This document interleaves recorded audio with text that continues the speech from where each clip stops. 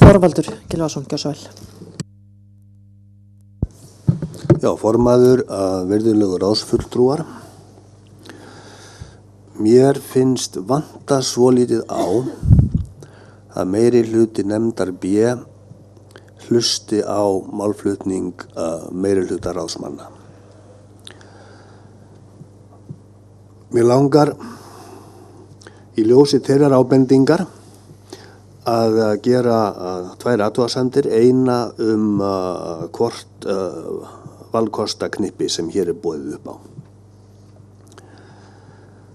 Ég visti áður oft á okkar fundum og á prenti að ég tel brýnt að málskotsréttur forsetans haldist.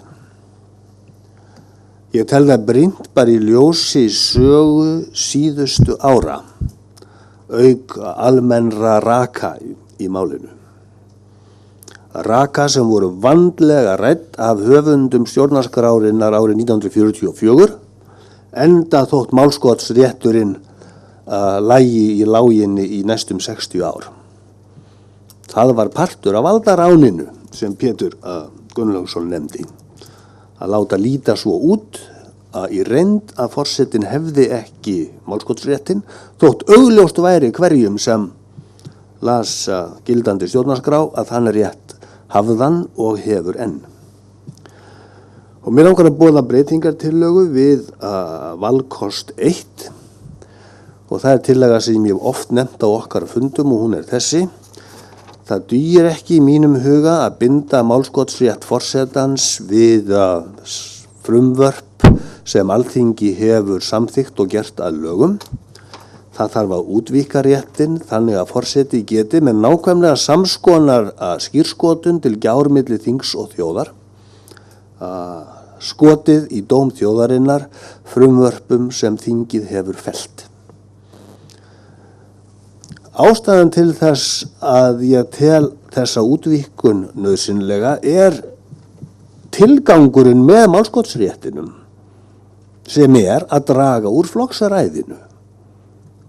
Því flokksræði sem Ólafur Jóhannesson og Gylfi Þór Gíslason eins og Andrés Magnússon rifjaði upp vöruðu mjög eindregið við strax árið 1945 og sem hefur ágerst síðan þá. Með öðrum orðum, það að fela forsetanum útvíkkaðan málskotsrétt valddreifingartillaga. Ég tel að valkost 2 alls ekki koma til greina undir neinum kringumstæðum. Þá kem ég að greininni forstöðumenn sjálfstæðra stofnana. Ég hef einnig talað þetta við ykkur oftar en einu sinni. Ég lagði það til að forseta Íslands væri falið að skipa forstöðumenn nokkurra stofnana sem verða eðli málsins samkvæmt að vera sjálfstæðar gagnvart flokksvaldinu, sjálfstæðar gagnvart stjórnmálahagsmunum. Og ekki vegna þess að það sé einhver þörf á því að auka við völd forseta Íslands, heldur bara vegna þess að forseti Íslands til taks. Hann þarna vanýtt auðlind og svo má segja og munar ekkert að bæta á sig þjóðkjörinn forseti því hlutverki að skipa forstöðumenn nokkurra stofnana. Þess vegna styð ég mjög valkost 1 sem segir forseti skipar að fengnum niðurstöðum hæfnisnefnda í embætti forstöðumanna þeirra stofnana, opinberu stofnana, eins og Katrín Oddsdóttir vill hafa það, sem lög mæla að skuli vera sjálfstæðar.